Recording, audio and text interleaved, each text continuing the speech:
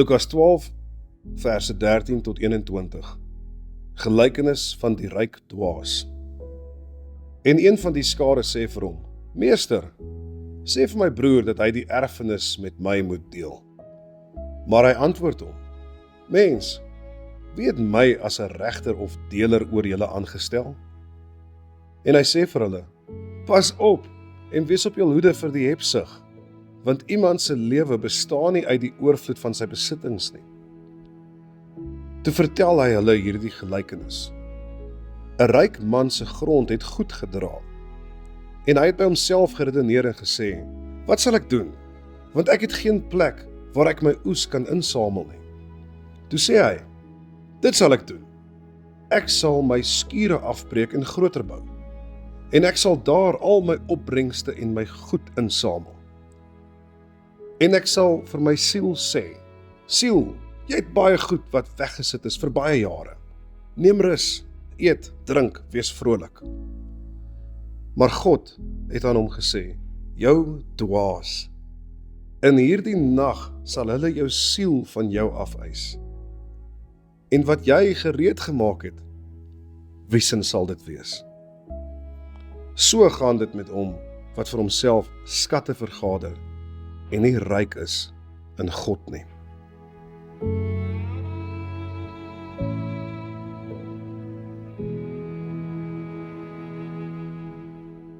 Goeiemôre, dis baie lekker om saam met jou te wees. Jy het seker al die gesegde gehoor: elke ding waaraan hy sy hand slaan verander in goud.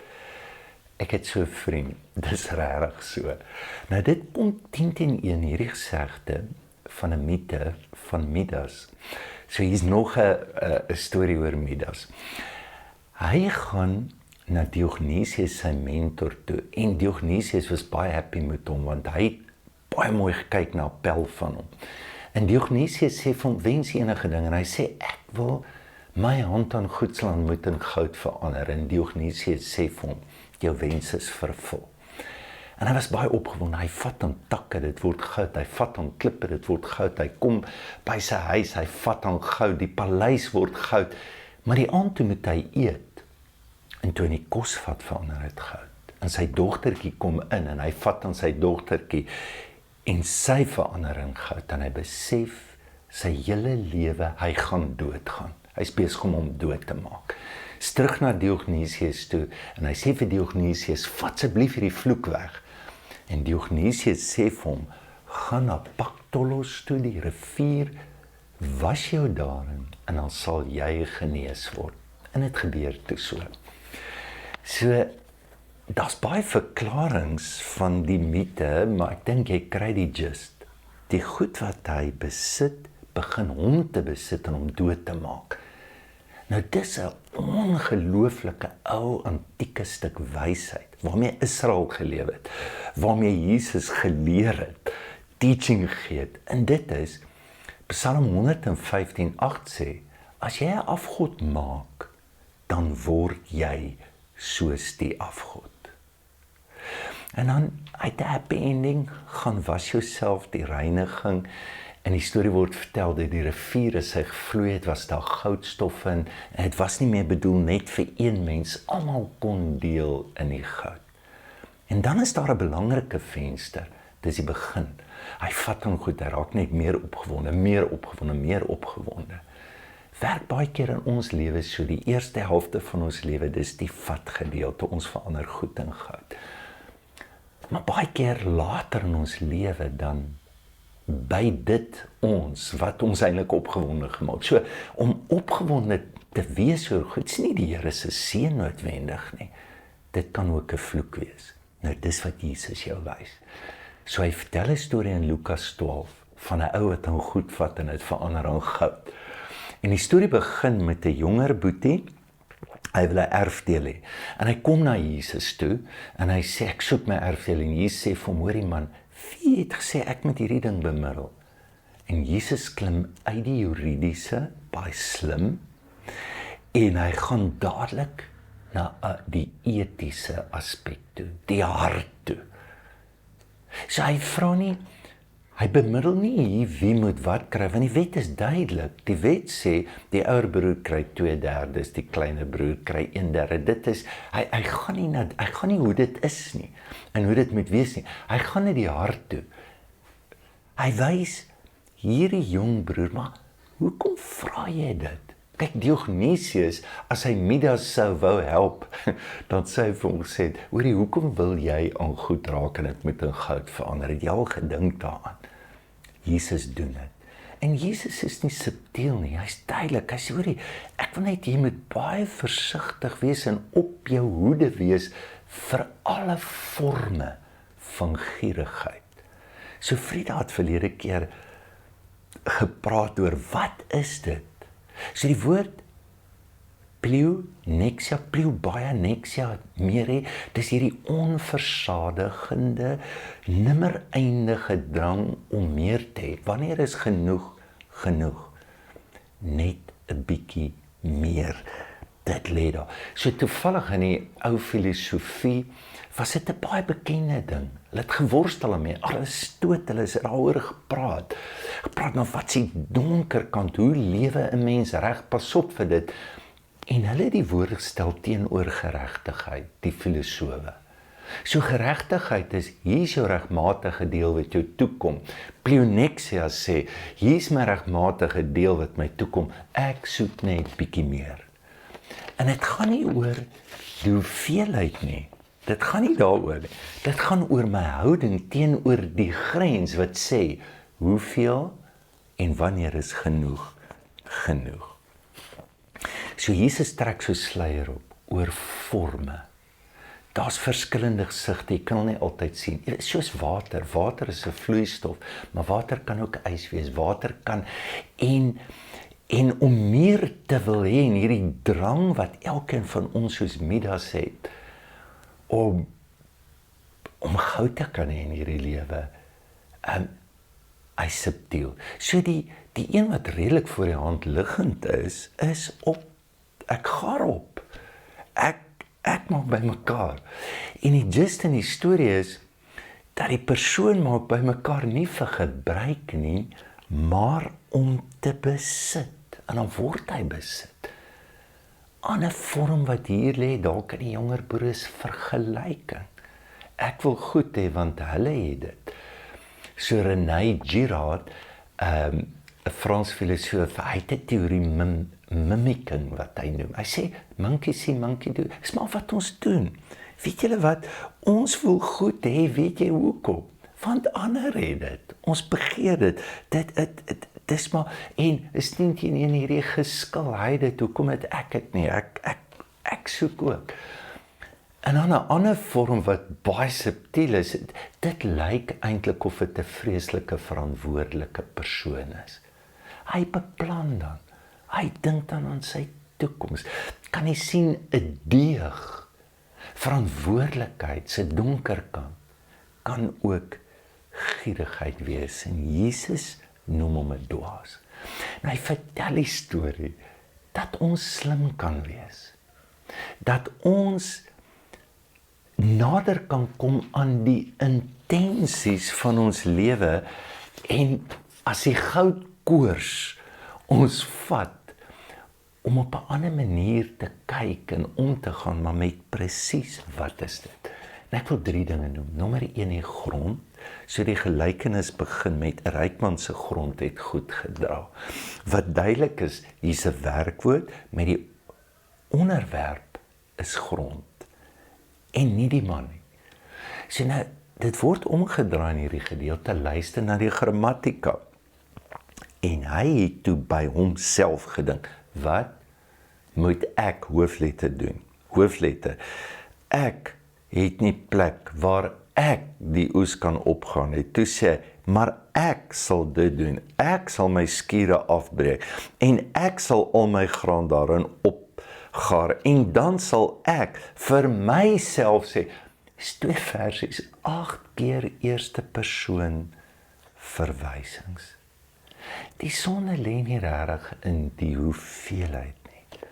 Die sonde lê meer in God is nie deel van hierdie besluite nie. En enige Joodse geweet het, dat jy met 'n diepe afhanklikheid omgaan met dit wat God vir jou gee, met die grond wat jy het. Deuteronomium 8 vers 17 sê, moenie in jou hart sê, my krag het hierdie rykdom verwerf nie. Dis die Here wat jou help om dit te kry. So wat doen hy? Hy behandel 'n gawe wat hy kry as 'n prestasie. Hoe werk dit in my lewe? Hoe sien ek die grond? Hoe sien ek die gee van God op soveel maniere in my lewe? Die tweede ding is natuurlik die skure. So hy sê vers 19, mens, jy het baie goed wat weggesit is vir baie jare. Hou op met werk. Eet, drink en leef nou lekker. So wat gaan hier aan? Hier is dalk 'n ander vorm van gierigheid. Sy beheptheid met die toekoms. Hy wil langer lewe. So dis eksistensiële gierigheid. Dis eintlik 'n angs vir die dood. So wat doen hy? Die goed wat hy bymekaar maak, is eintlik sy antwoord op. Ek wil net seker maak dat ek nog lank genoeg hier is. So Ernest Becker, iemand wat baie oor die dood skryf, sy boek Denial of Death, hy het dit genoem, is ons onsterflikheidsprojekte. Ons weet dit nie, maar is al hoekom ek dit doen, is omdat ek bang is vir die dood. En een woord verander alles, wat Jesus wil hê jy moet weet, vandag is jy nie meer hier nie. So in die filosofie het Martin Heidegger 'n vreeslike oulike woord ontwikkel, das ein. En baie ons het later daaroor skryf, so hy het gesê, das ein beteken daar wees. En hy wou nie die woord bewussyn gebruik of gees nie, want hy sê, dis te weer, dit maak ons los van die lewe. Maar daar wees, en dan het hy gesê, ons is nie objekte nie. Ons kan dink, 'n boom is net hier, maar 'n boom dink nie, hoekom is hy nie? So hy is daar, maar hy het nie 'n wees nie. So die groot fout van die dwaas is, hy verstaan nie das ein nie. Want ons is nie hier nie, ons kan dink hoekom ons hier is. Ons weet ons bestaan, en dan sê hy, die grootste wete van ons bestaan is dat ons bestaan gaan eindig. Hy sê, en as jy nie met daardie sentraliteit lewe in jou lewe nie, dan kan jy nie lewe nie, want hoekom? Dan bestaan jy se objek, en alles om jou se objek. En is presies wat met Midas ook gebeur het. Hy word soos sy goud. Luister 'n bietjie hoe praat hy, weet dit nie. Sê 'n mens, hy praat weer met hom, sê, jy het goed gedoen, it's amazing. So, ek sê sommer nou vir myself, hou op werk. En dan, hy spreek sy siege aan, soos 'n ou wat 'n voorraadlys aanbespreek, sy ondergang. Dan ek sluit af. Jesus is duidelik. Hy sê, hoorie, hierdie is 'n storie wat ek vertel, en so lyk 'n ou wat nie ryk is in God nie. So, wat was die einddoel? Wat was hierdie man se rigting, sy tuiste wat hy gesoek het? 'n skure. Jesus sê, dit moet God wees. Nou vers 21, hy sê, soos dit met iemand wat nie ryk is by God nie. Die korrekte Grieks vertaling is eintlik verskriklik mooi. Hy sê, ryk na God toe. Kyk, want hierdie is 'n beweging. Hy wil hê, jy moet weet, dit is nie selfstandige naamwoord. Dis waarna toe jy gaan, en wat is jou tuiste? Jou tuiste is jy by God. Johannes 14 sê, Jesus mos hierdie mooi woord. Hy sê, jy my lief het, nee. Hy sê my woord bewaar. En ons, ek en die Vader sal na jou toe kom, en by jou 'n woning kom maak. Kom ons sluit af net weer met hierdie ongelooflike gedig van David White. So hy sê, ek het vanoggend, I woke up this morning, and the gold light turning the way. So dit is amper asof hierdie gedig die genesing voor die vloek plaas. So die hele storie van Midas is 'n vloek eintlik. Maar so hierdie is die remedie, dis amper soos 'n antimite wat teen die mite van Midas. Hy sê, hoorie, ek word wakker en weet jy wat die goud is daar? Maar ek weet nie hoe die goud gekom nie.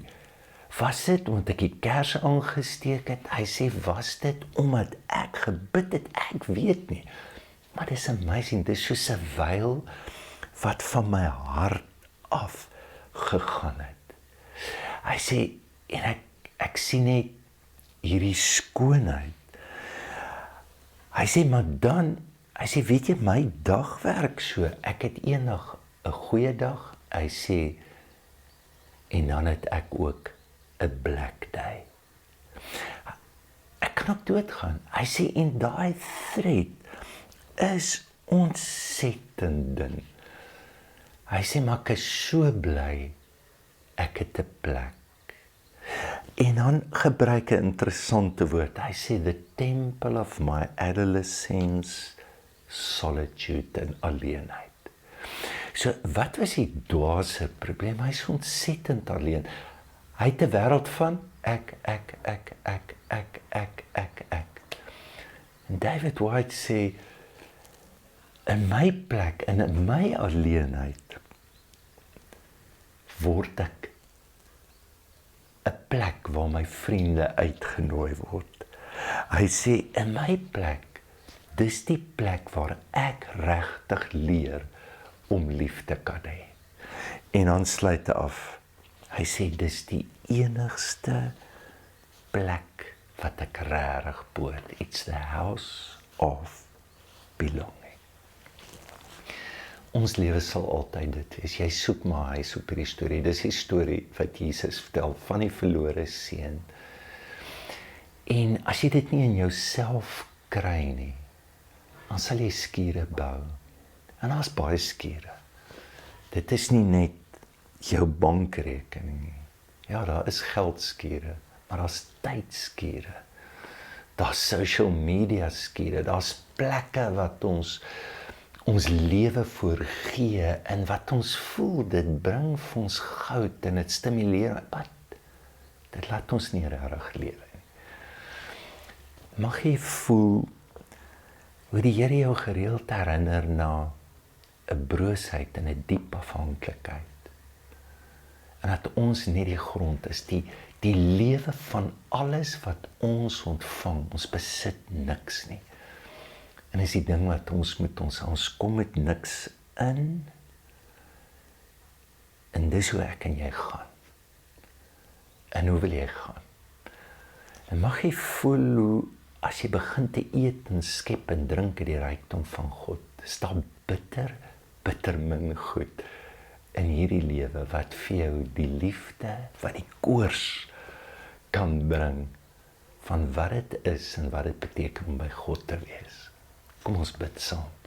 Here, dankie dat ons ryk in U kan wees en ons rykdom in U kan vind. Amen. Baie dankie vir die saamwees. Mag hierdie dag vir jou besonder wees. En baie dankie ook vir julle ondersteuning van Envia. Daar is SnapScan as jy wil gee en jy kan op die web ook loer. En dan ons kom elke Sondagoggend by Hillsong by mekaar. Jy is welkom om in te loer. Geniet die dag.